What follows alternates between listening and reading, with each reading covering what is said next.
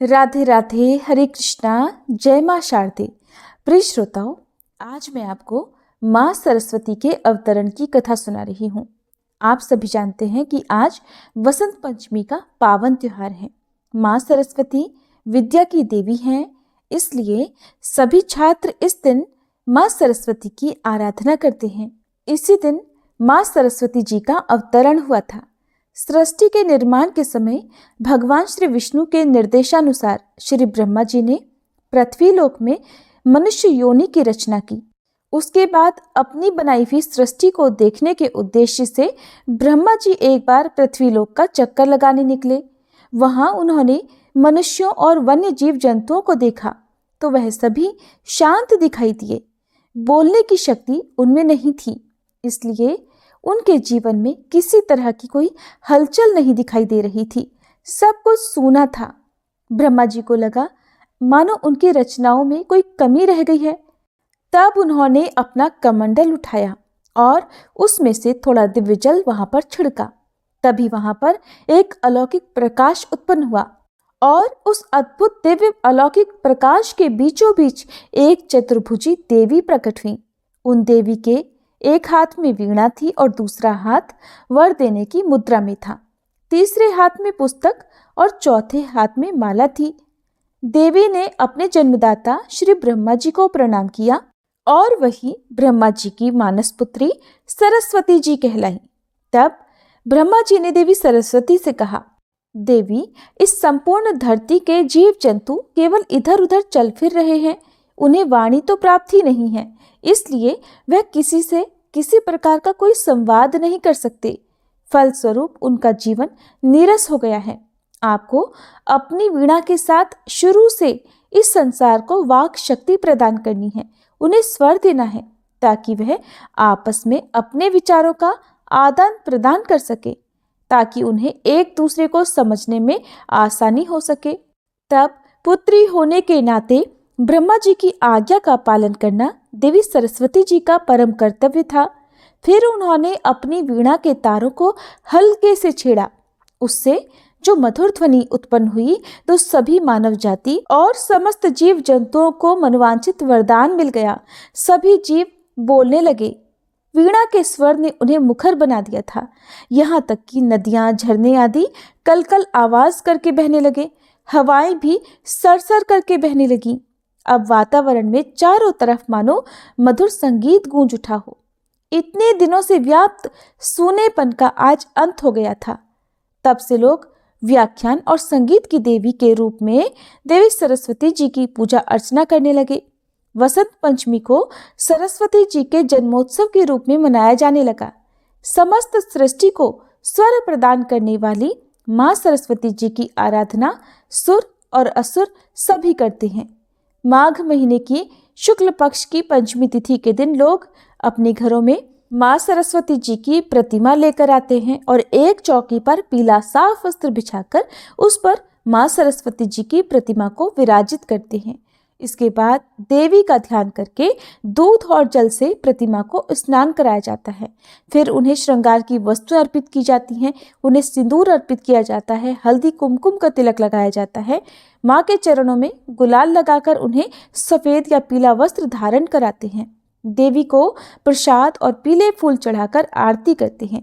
कुछ लोग पीले मीठे चावल बनाकर भी भोग लगाते हैं। बेसन के लड्डू का भोग भी माँ सरस्वती जी को अत्यंत प्रिय है। शाम को एक बार फिर से माँ को खीर का भोग लगाया जाता है और वहां पर उपस्थित सभी लोगों को प्रसाद रूप में बांटा जाता है। इस तरह पूजा संपन्न होती है। एक बार एक छोटे से गांव में एक अनाथ बालक जिसका नाम आरव था रहता था। माता पिता के निधन के बाद उसे गांव के लोग दया से खाना तो दे देते, लेकिन प्यार और अपनापन कोई नहीं देता। वह अक्सर गांव के बाहर मंदिर के पास बैठा रहता और जहां पर माँ सरस्वती जी की प्रतिमा ही उसकी एकमात्र सांत्वना थी। हर दिन मंदिर में आकर वो माँ सरस्वती से बात किया करता। कहता, हे माँ, क्या मेरे जीवन में भी कभी उजाला होगा? क्या कभी कोई मुझे भी प्यार करेगा? उसके फटे कपड़े और भूखा चेहरा देखकर भी किसी को उसकी कोई चिंता नहीं होती। एक दिन वसंत पंचमी का दिन था जब पूरे गांव ने माँ सरस्वती जी की पूजा की। आरव उस दिन भी रोते रोते मंदिर में ही सो गया। उसकी आंखों में आंसू और मन में गहरी पीड़ा थी। उसी रात माँ सरस्वती उसके सपने में आई। उन्होंने मुस्कुराते हुए कहा, पुत्र, मैंने तेरा दर्द सुना है। ज्ञान और संगीत का वरदान मैं तुझे देती हूँ, जिससे अब तू अपने जीवन को बदल सके। आरव ने सपने में ही माँ सरस्वती के चरणों को स्पर्श किया और कहा, माँ, मुझे बस केवल और केवल आपका आशीर्वाद चाहिए। अगली सुबह उठकर आरव के मन में बहुत सकारात्मक विचार थे। उसके जीवन में बदलाव आने लगे। उसे महसूस हुआ कि उसकी अंगुलियां किसी अदृश्य शक्ति से संगीत के स्वर छेड़ने लगी थी। मंदिर के पुजारी ने उसका यह हुनर देखकर उसे खूब प्रोत्साहित किया और एक टूटी हुई बांसुरी उसे दी। आरव ने उसी टूटी हुई बांसुरी पर अभ्यास करना शुरू कर दिया। कुछ ही दिनों में उसकी मधुर धुनों ने पूरे गांव का दिल जीत लिया। जो लोग पहले उसे दुत्कारते थे, अब वही उसे सम्मान देने लगे थे।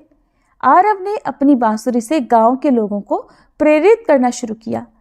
वह अपनी धुनों के माध्यम से ये संदेश देता कि दुख और अकेलेपन में भी ज्ञान और संगीत वह शक्ति है जो जीवन बदल सकती है। धीरे धीरे आरव का नाम दूर दूर तक फैलने लगा। उसे शहर में भी आमंत्रित किया जाने लगा, जहां उसने अपने प्रदर्शन से हजारों लोगों को प्रेरित किया। फिर एक दिन वसंत पंचमी के दिन आरव ने अपनी पहली कमाई से माँ सरस्वती के उसी मंदिर की मरम्मत करवाई, जिसमें अक्सर वह रोता था, सोता था और माँ सरस्वती से बातें किया करता था। आज वह उनकी मूर्ति के सामने खड़ा होकर बोला, हे माँ, आपका दिया ज्ञान ही मेरे लिए सबसे बड़ी संपत्ति है। तभी माँ सरस्वती जी की प्रतिमा से आवाज आई, पुत्र, जब तुमने कठिनाई में भी आशा और ज्ञान का सहारा लिया, तभी तुम्हारा जीवन सफल हुआ। यही मेरा संदेश है। हर मनुष्य में ज्ञान और कला की ज्योति है, बस उसे पहचानने भर की देर है।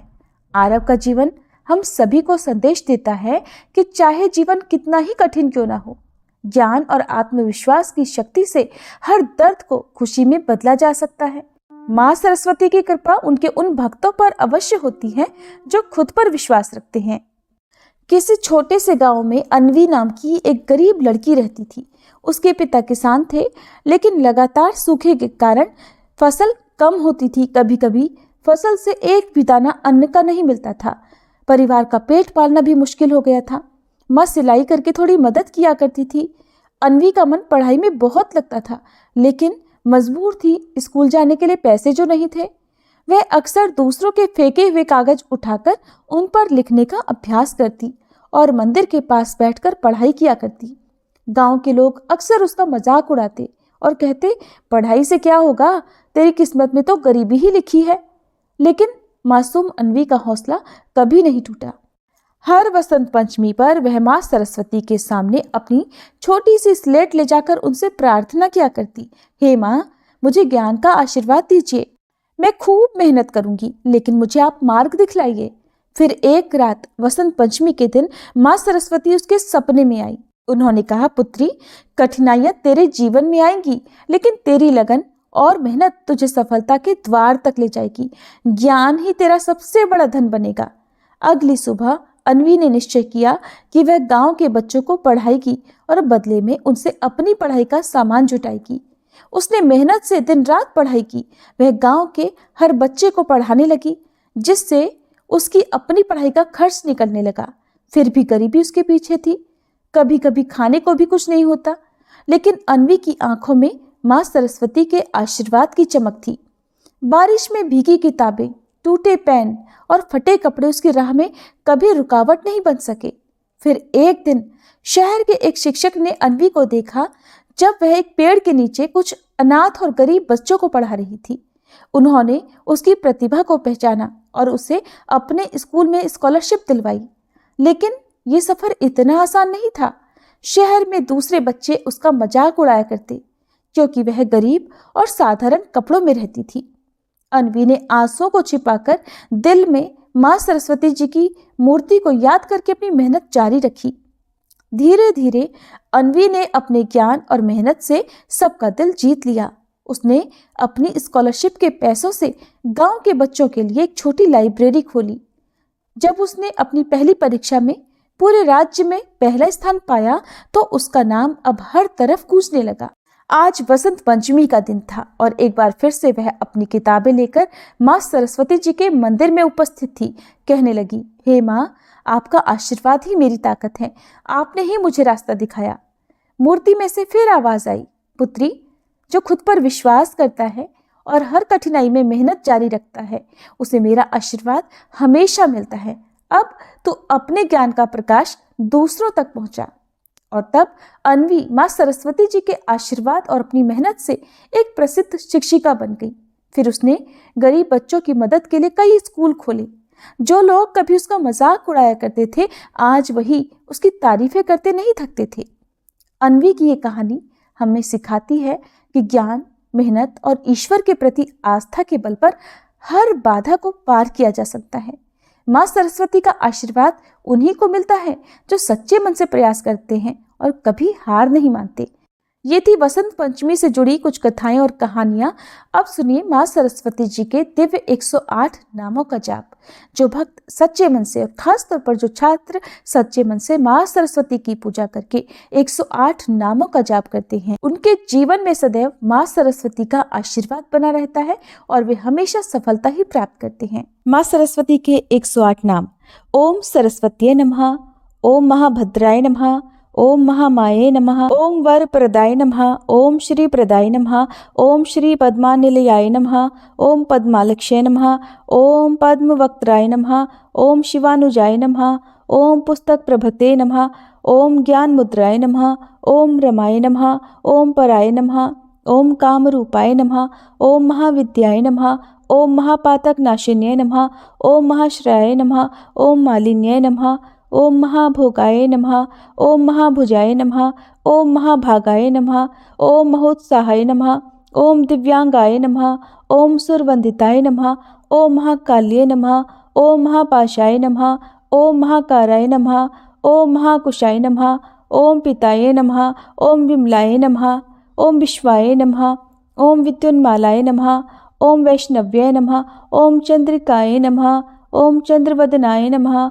ओम चंद्रलेख विभूषिताय नमः, ओम सावित्र्ये नमः, ओम सुरसाय नमः, ओम देव्ये नमः, ओम दिव्यालंकार भूषिताय नमः, ओम वाग्देव्ये नमः, ओम वसुधाय नमः, ओम तीव्राय नमः, ओम महाभद्राय नमः, ओम महाबलाय नमः, ओम भोगदाय नमः, ओम भारत्ये नमः, ओम भामाय नमः, ओम गोविंदाय नमः, ओम गोमत्ये नमः, ओम शिवाय नमः, ओम जटिलाय नमः, ओम विंध्यावासाय नमः, ओम विंध्याचल विराजिताय नमः, ओम चंडिकाय नमः, ओम चंडिकाय नमः, ओम वैष्णव्ये नमः, ओम ब्राह्म्ये नमः, ओम ब्रह्म ज्ञान एक साधनाय नमः, ओम सौदामिन्ये नमः, ओम सुधामूर्तये नमः, ओम सुभद्राय नमः, ओम सूर्यपूजिताय नमः, ओम सुवासिन्ये नमः, ओम सुनासाय नमः, ओम विनिद्राय नमः, ओम पद्मलोचनाय नमः, ओम विद्यारूपाय नमः, ओम विशालाक्षे नमः, ओम ब्रह्मजाय नमः, ओम महाफलाय नमः, ओम त्रिमूर्तये नमः, ओम त्रिकालाज्ञे नमः, ओम त्रिगुणाय नमः, ओम शास्त्र रूपिण्ये नमः, ओम शुंभासुर प्रमिथिन्ये नमः, ओम शुभदाय नमः, ओम स्वरात्मिकाय नमः, ओम रक्तबीज निहंत्रे नमः, ओम चामुंडाय नमः, ओम अंबिकाय नमः, ओम मुंडकाय प्रहारणाय नमः, ओम धूम्रलोचन मर्दनाय नमः, ओम सर्वदेवस्तुताय नमः, ओम सौम्याय नमः, ओम सुरासुर नमस्कृत्याय नमः, ओम कालरात्रे नमः, ओम कलाधार्ये नमः, ओम रूप सौभाग्यदायिन्ये नमः, ओम वाग्देव्ये नमः, ओम वरारोहाय नमः, ओम वरारोह्यो नमः, ओम वारिजासनाय नमः, ओम चित्रांबराय नमः, ओम चित्रगंधाय नमः, ओम चित्रमाल्य विभूषिताय नमः, ओम कांताय नमः, ओम कामप्रदाय नमः, ओम वंद्याय नमः, ओम विद्याधर सुपूजिताय नमः, ओम श्वेतननाय नमः, ओम नीलभुजाय नमः, ओम चतुर्वर्ग फलप्रदाय नमः, ओम चतुरानन साम्राज्याय नमः, ओम रक्तमध्याय नमः, ओम निरंजनाय नमः, ओम हंसासनाय नमः, ओम नीलजंघाय